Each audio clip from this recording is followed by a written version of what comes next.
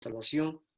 Y es por esto, Señor, que estamos reunidos aquí para aprender más, para saber más de Él y poder afianzar más nuestra fe en ese que dio su vida por nosotros y que hoy nos podemos llamar salvos y seguros por causa de su sangre.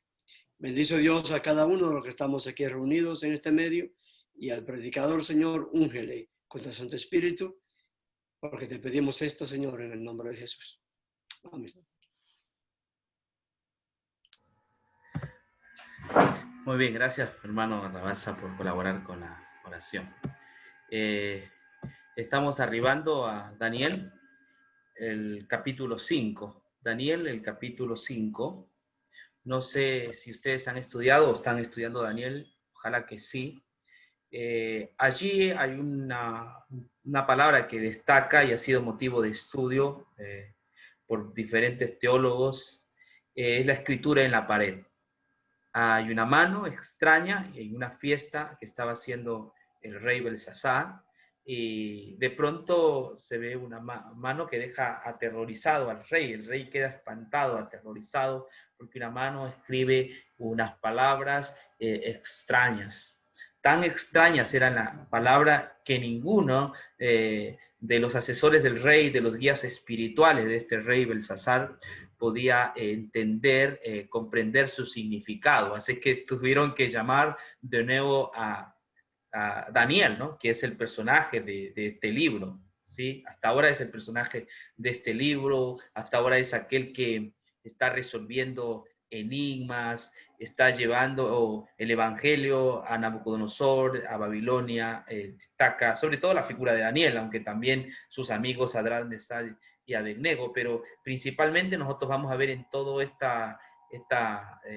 libro, ¿no? La figura de Daniel como evangelista, como profeta, como intérprete, ¿no? Es interesante el papel y las funciones que desempeña Daniel, aparte que también es político, es estadista, gobernador, interesante, ¿no? Todas las cosas que Daniel tiene, las funciones que está ocupando, un guía espiritual, pero también es llamado para poder ejercer en el gobierno babilónico debido a su calidad moral, a su ética, debido a su consagración al Señor, debido a sus creencias. Dios engrandece, ¿no?, al que le teme. Dios engrandece al que confía en Él. Esto es importante ver en Daniel. Entonces, dicho lo dicho, vamos a ver los versículos, ¿no?, que vamos a estudiar esta noche. Así que vamos a ver los versículos que están en... Aquí tengo Daniel 5, ¿verdad? Es el estudio que nosotros tenemos preparado. Daniel 5.1, dice así Daniel 5.1: el rey Belsasar hizo un gran banquete a 1000 de sus príncipes, en presencia de los 1000 bebía vino. Belsasar, con el gusto del vino, dice así, con el gusto del vino mandó que trajesen los vasos de oro y de plata que Nabucodonosor su padre había traído del templo de Jerusalén, para que bebiesen en ellos el rey, sus grandes, sus mujeres y sus concubinas. Entonces fueron traídos los vasos de oro que habían traído del templo de la casa de Dios que estaba en Jerusalén, y bebieron en ellos el rey y sus príncipes, sus mujeres y sus concubinas. Bebieron vino y alabaron a los dioses de oro y de plata, de bronce, de hierro, de madera y de piedra. En aquella misma hora aparecieron los dedos de una mano de hombre que escribía delante del candelero sobre el encalado de la pared del palacio real, y el rey veía la mano que escribía. Entonces el rey palideció y sus pensamientos lo turbaron y se debilitaron sus lomos y sus rodillas daban la una contra la otra, ¿no? Interesante lo que estaba pasando con el rey, ¿no? Y todo el episodio, viste, hasta ahora extraño de lo que le estaba aconteciendo allí. Vamos un poco a detectar históricamente la figura de este rey, ¿no?, de Belsasar. Lo llama Daniel Belsasar. Los historiadores dicen quien siguió a Nabucodonosor no fue Belsasar, sino fue Nabonido, ¿no?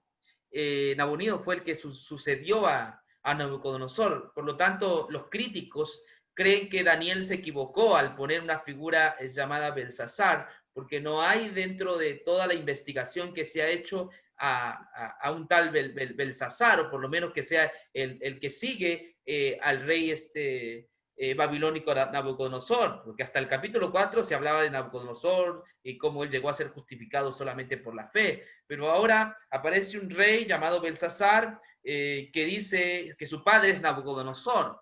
Entonces los investigadores justamente, ¿no?, estudiando esto mediante los escritos, los restos arqueológicos y la historia, porque hay escritos también de la época donde no hay un tal como rey Belsasar, dicen que nunca lo hubo. Entonces, hay una crítica directa al libro de Daniel, por lo cual creen que es errático y tiene un sinnúmero de contradicciones. Porque Daniel dice que el rey que siguió a Nabucodonosor era Belsasar. Ahora, hay algunas tablillas que fueron descubiertas recientemente y que sí hablan de una persona llamada Belsasar, ya que no era el rey, eso es cierto. El rey que sucede a Nabucodonosor es Nabonido, si no recuerdo más, pero lo que sucede es que también hay tablillas que nos dicen que Nabonido generalmente pasaba fuera de Babilonia, ¿no? Es decir, no vivía dentro de la ciudad, sino que pasaba en otro lugar fuera de Babilonia, donde allí se hospedaba. En otras ocasiones, el rey de Babilonia, Nabonido, iba a peleas, a otros conflictos, estaba más preocupado de afuera, ¿no?, de los conflictos que estaban afuera. Así que no pasaba este rey Nabonido siempre en Babilonia. Por esa razón, él tuvo un corregente, ¿no? Se llama un corregente, alguien que le ayuda al rey cuando está en su ausencia, algo así como un vicepresidente, ¿no? O subdirector. Cuando no está el director, el subdirector es el que toma las riendas en una junta, ¿verdad? Entonces, Belsasar parece que era corregente. Posiblemente dicen los historiadores, porque sí se han encontrado tablillas con el nombre Belsasar, posiblemente no era hijo de Nabucodonosor, pero estaba casada con una de las hijas del rey Nabucodonosor. Entonces había cierto parentesco. Por eso que aquí en esta escritura, Belsasar le llama a Nabucodonosor su padre, en el sentido de que por estar casado con la hija, ¿no? Le llama padre. Ustedes hablaban hoy de la suegra y del suegro, ¿no? Hay personas que se llevan bien con su suegro o su suegra, ¿no? Entonces lo tratan de papá, aunque no son su papá, ¿no? Posiblemente haya alguna expresión de estas. Con todo, es casi seguro que Nabonido, el que siguió a Nabucodonosor, paraba más fuera de Babilonia, y entonces Belsasar era el que lo estaba reemplazando. Entonces era el rey de turno, y entonces Daniel es exacto cuando él menciona esto, ¿no? Ahora, otro detalle que hay que ver aquí en Daniel 5, hermanos queridos, es que el rey Belsasar hace un gran banquete, ¿no? Él dice a 1000 de sus príncipes, y en presencia de los 1000 bebía vino, ¿no? Estaba tomando vino. Dice con el gusto del vino, imagino que el vino debe ser rico para que diga con el gusto del vino, mandó que trajesen unos vasos de oro y de plata que Nabucodonosor su padre había traído del templo de Jerusalén. Aquí hay un regreso al capítulo 1. Aquí Daniel está regresando al capítulo 1. Ya conocemos el capítulo 1, donde nosotros vemos que Nabucodonosor, por orden divina, ¿no?, porque Dios se lo había permitido, fue a Jerusalén, la sitió, la quemó, la destruyó y trajo los utensilios del templo y las guardó en el templo de su Dios. Hasta ahí nosotros conocemos el detalle, ¿no? Y esos estaban guardados en el templo de su Dios. Ahora, esos vasos eran sagrados porque habían sido apartados o consagrados para la dedicación del templo. Este rey no creía en la justificación por la fe. En Daniel 4 está el hombre que es justificado por la fe, y es Nabucodonosor. Nabucodonosor aparece en Daniel 4 justificado por la fe. Es salvo, ¿no? Está dentro de los salvados Nabucodonosor en el capítulo 4. Es un fiel creyente del Señor. Ha llegado a confiar en el Señor y en su proyecto salvífico, mesiánico. pues él ha llegado a creer en el proyecto salvífico mesiánico, cree en la promesa de un Mesías venidero, de un reino eterno. Allí en el capítulo 4, Nabucodonosor cuenta su experiencia de cómo se hizo cristiano, cómo se hizo creyente, cómo comenzó a confiar en el Dios de Israel y en aquellas promesas que Dios tenía para su pueblo. Pero en el capítulo 5 vemos nosotros a un personaje diferente, que ha decidido no participar de la fe de su padre, ¿no? Ha decidido violentar la creencia de su padre, del legado que había dejado Nabucodonosor. Él decide ir por otro camino, el camino de sus antecesores, el camino que ellos conocían, que es adorar dioses ajenos. Entonces este rey poco o nada le importaba las experiencias que había escuchado de su abuelo Nabucodonosor. ¿Me comprende? Porque él había escuchado todo esto, sabía, estaba al tanto de cómo, de la locura de Nabucodonosor y cómo Dios lo había salvado, rescatado, había restaurado su reino. Este rey conocía también los sueños de su padre o de su abuelo, de la estatua, todo esto conocía, pero él decide irse por otro camino. Él decide rechazar el proyecto salvífico de Dios. Por esa razón hace algo que es contraproducente, ¿vio? Trae los utensilios. Usted dirá, pero ¿qué tiene que ver los utensilios? Es que son sagrados. Los utensilios no se podían tomar para otro fin. En realidad lo que usted encuentra aquí, él se está yendo contra el proyecto mesiánico. Este es un oponente al proyecto salvífico, está declarándole la guerra al proyecto mesiánico, a lo que Dios había revelado por medio de Nabucodonosor. ¿Veo? Entonces, él hace caso omiso a todo el conocimiento que les había llegado por medio de Daniel, por medio de los 3 jóvenes hebreos y muchos más, y pues él caprichosamente, viste, en un tiempo de festividad, ¿no? Y donde Babilonia se había engrandecido por una ciudad maravillosa, ¿no? Los medios y los persas oían nomás de la grandeza de Babilonia, los demás pueblos también. Entonces, con toda la opulencia, el orgullo, él decide profanar los utensilios del templo. ¿Saben lo que es la profanación? Ya voy a explicarles un poco con el Nuevo Testamento, cómo el Nuevo Testamento toma esto de profanar. El Nuevo Testamento ya no se profanan los objetos, porque ya esos llegaron a su telos, ¿no? Ya simbolizaban a Jesús, pero ahora usted puede profanar la sangre de Cristo y tomarla por inmunda. Y que ese es un caso que también es digno de juicio. ¿Me comprende? En el Nuevo Testamento la gente se salva, pero también la gente se puede perder. Entonces hay que explicar esto. Creo que en el capítulo 5,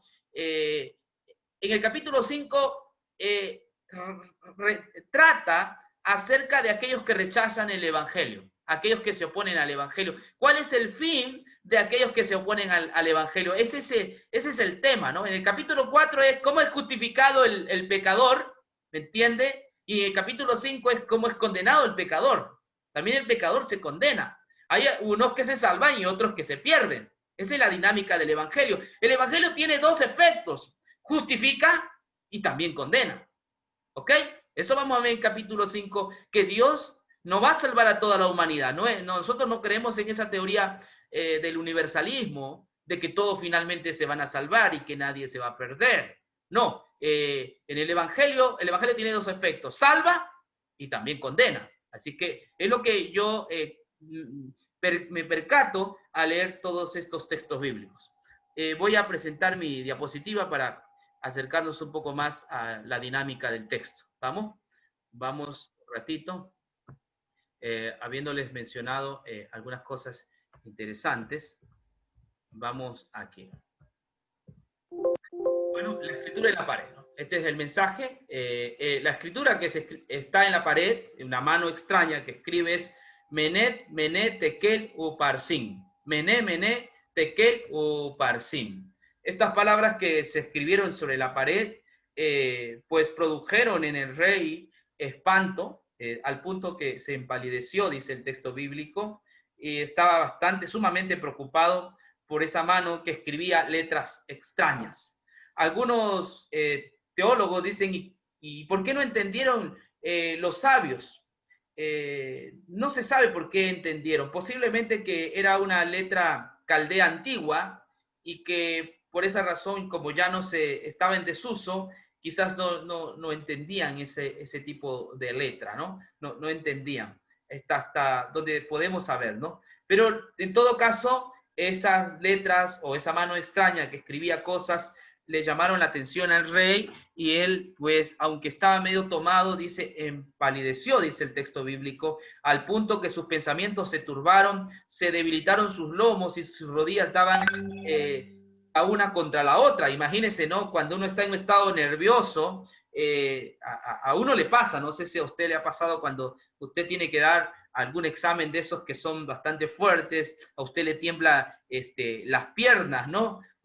¿Entiende? Entra en pánico. Bueno, algo parecido le estaba sucediendo a este rey. Entonces dice el verso 7, el rey gritó en alta voz que hiciese venir magos, caldeos, adivinos, y dijo el rey a los sabios de Babilonia, cualquiera que lea esta escritura y me muestre su interpretación será vestido de púrpura y un collar de oro llevará en su cuello. Y será el tercer señor en el reino, ¿no? Estaba preocupado. Entonces el rey Belsasar se turbó sobremanera y palideció. Sus príncipes estaban perplejos.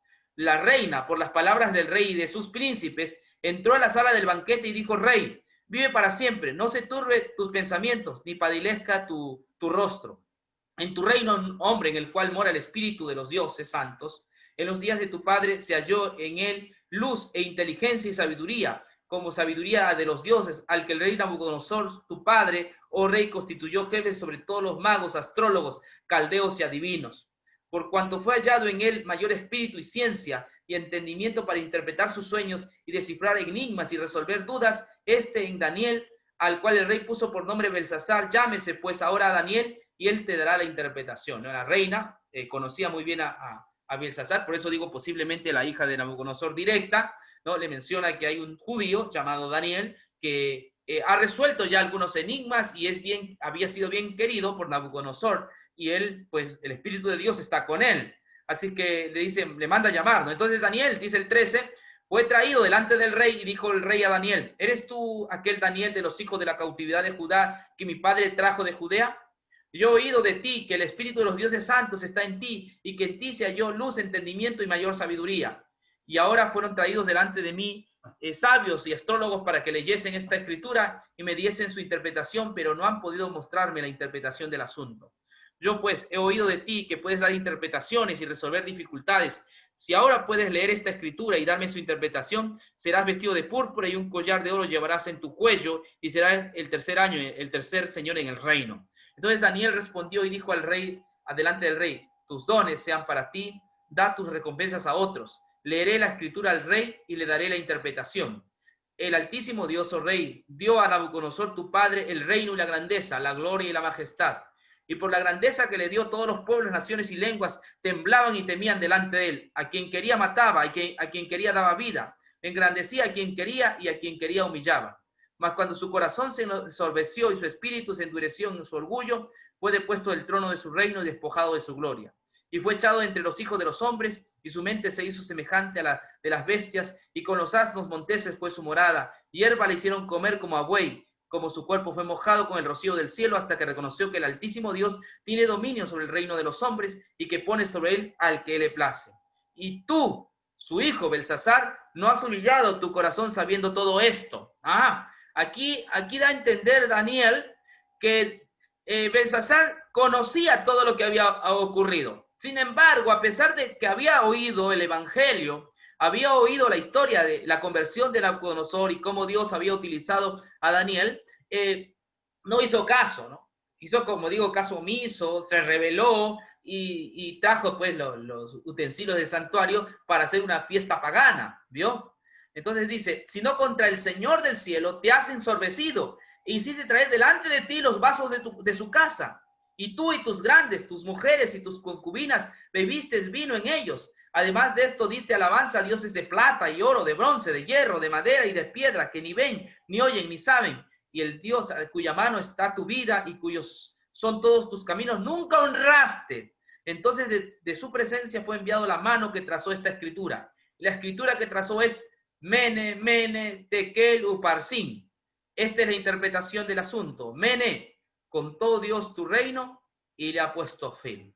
Por eso yo les decía que en el capítulo 5 nosotros vemos una escena de juicio. No, este juicio no es para los que creen en el Evangelio. No hay juicio para los que creen en el Evangelio. Ya más bien hay un veredicto. Los que creen en el Evangelio han pasado de muerte a vida. Los que creen en el Evangelio no tienen ninguna condenación hay para los que creen en el Evangelio. Por supuesto que hay un juicio final, pero este juicio final nunca va a poner en tela de juicio la salvación del creyente, porque el creyente ha pasado de muerte a vida. Este juicio final es para recompensar a los creyentes, no para condenarlos, no para juzgarlos. Pero este juicio del capítulo 5 de Daniel es un juicio para el no creyente, es para un juicio para el que ha deshonrado, es para un juicio, este juicio es para el que no cree en el Evangelio. Este es un juicio para el que rechaza el Evangelio, ¿no? Es lo que nosotros podemos ver allí. Por eso dice el 27, Tequel, pesado ha sido en balanza y fuiste hallado falto. Por supuesto, ¿por qué fue hallado falto Belsasar? Porque no tenía una justicia para salvarse, porque comparece con su propio orgullo, con su suficiencia, y la suficiencia nuestra no es suficiente para salvarnos o justificarnos delante de Dios. Pero aquí Belsasar demuestra, ¿no?, su pedancia, su orgullo, considerarse él como Dios, ha profanado los objetos que simbolizaban al Mesías, ¿no? Ese templo, esos utensilios, era un símbolo, una sombra del verdadero Mesías que iba a venir a derramar su sangre por nuestros pecados. Entonces aquí Belsasar está rechazando al Mesías, el proyecto divino. En cambio, su padre o su abuelo Nabucodonosor había creído en el proyecto divino, había confiado en la justicia de Cristo y estará dentro de los salvos. Sin embargo, Mené, Tekel, Uparsin es un juicio para aquellos que no confían en el Evangelio. Por esa causa, estas personas son halladas faltas. Pesado ha sido en balanza y hallado falto. Ninguna persona que comparezca delante de Dios revestido de su propia justicia, vestido de sus propias obras, pasará el juicio divino. Más bien ese juicio será para él de condenación. En cambio, aquellos que confían en la justicia de Cristo, como dice Pablo, y ser hallado en él, no teniendo mi propia justicia, que es por las obras de la ley, sino la justicia de Cristo, que es por la fe. Todo aquel que cree en los méritos de Cristo, entonces pasa de muerte a vida, y si se hace esta justificación final. Entonces, el juicio no es algo que el creyente le debe tener miedo, pero sí el no creyente, como Belsasar, pues va a temblar sus piernas. La persona que comparezca en el juicio final delante de Dios, sus piernas temblarán, se volverá pálido y caerá en espanto. Jesús dijo, ahí será el lloro y el crujir de dientes, ¿no? Aquí existe una mini profecía, digamos así, de los tratos de Dios con la humanidad. Mené, Tekel, Uparsin, quiere decir, ha sido contado tu reino, se ha puesto fin a tu reino, que ha sido pesado en balanza y ha sido hallado falto. Perez, tu reino ha sido roto y dado a los medos y a los persas. Entonces mandó Belsasar vestir a Daniel de púrpura y poner en su cuello un collar de oro y proclamar que él era el tercer señor del reino.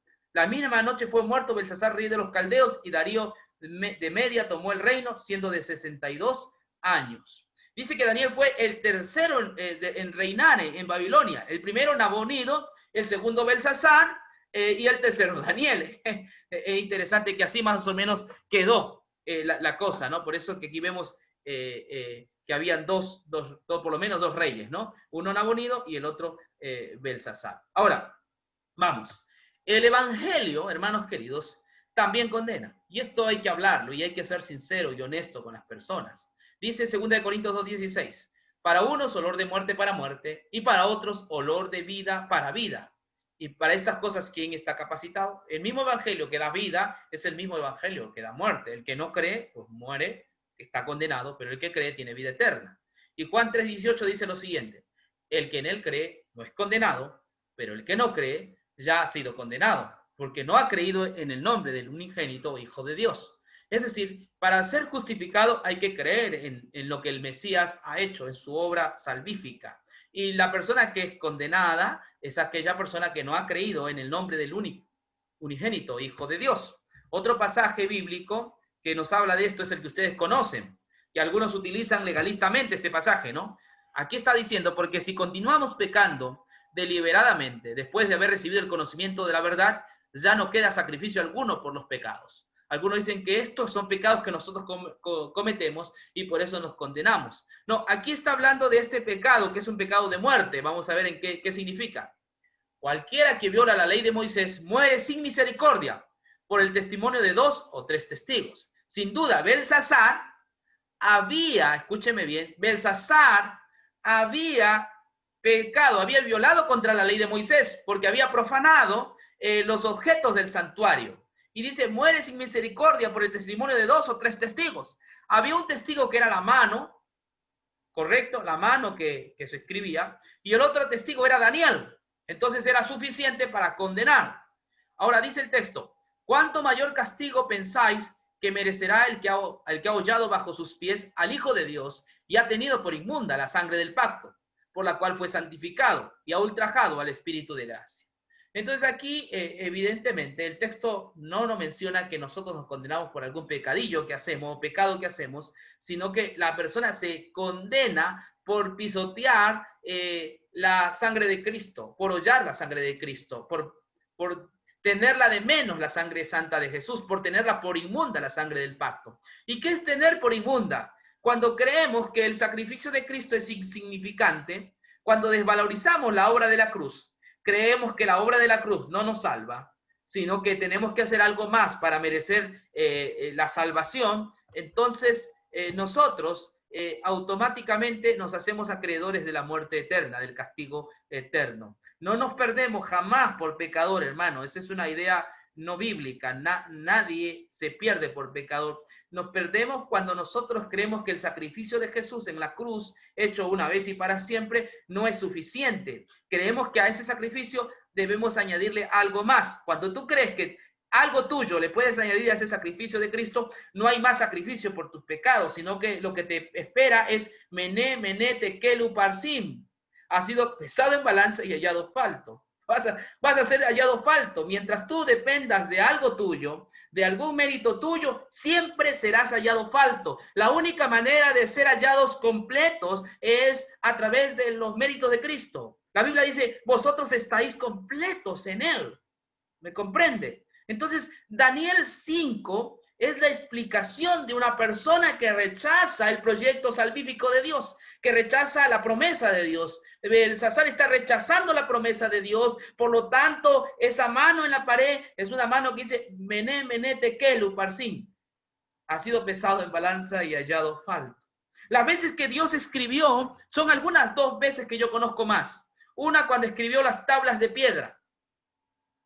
Esas tablas de piedra decían que el hombre que cumpla eso vivirá por ellos. Pero esas tablas de piedra también decían que la persona que no cumpliera, entonces maldito será. Y todas las maldiciones de Deuteronomio 28 y 29 iban a caer sobre la persona que no cumplía. Ahí también hay la mano que escribe los mandamientos. En otra oportunidad, en el Nuevo Testamento también encontramos otra mano. Eran las manos de Jesús para librar a una mujer que había sido acusada de pecadora.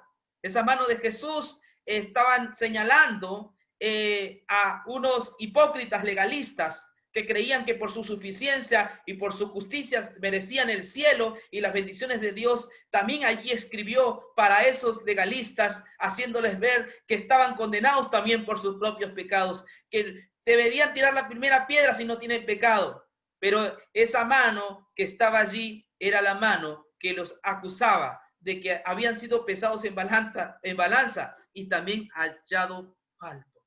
Oh, hermanos, que Dios no nos pese en balanza y seamos hallados faltos. Ojalá que seamos como Pablo, que cuando termine todo esto, ser hallado en él, no teniendo nuestra propia justicia, que es por la ley, sino ser hallados en él, teniendo la justicia de Cristo. El justo por la fe vivirá.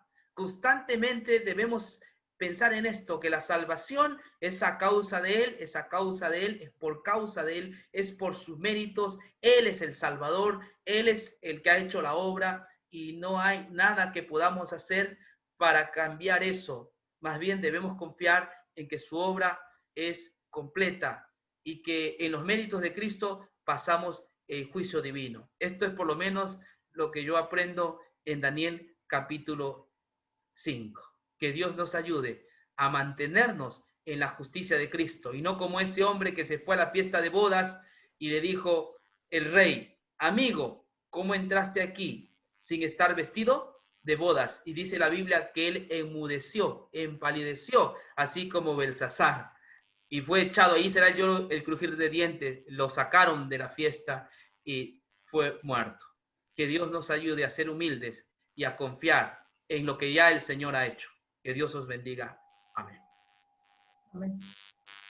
No sé si tienen alguna pregunta.